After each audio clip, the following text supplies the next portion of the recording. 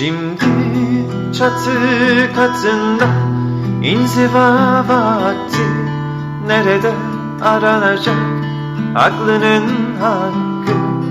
Dinlemeliydim vaktinde aklı, seni unutmaya çalışmak da varmış.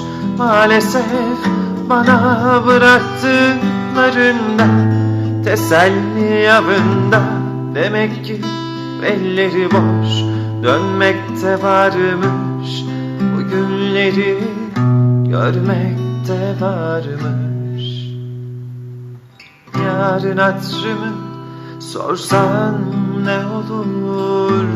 Bugün hevesimi kırdın bir kere.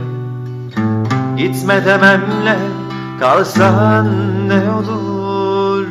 Gönlüm çoktan yola çıkmış bir kere.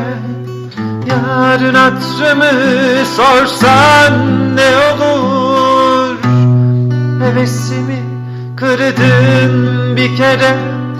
Gitme dememle kalsan ne olur? Gönlüm çoktan yola çıkmış bir kere.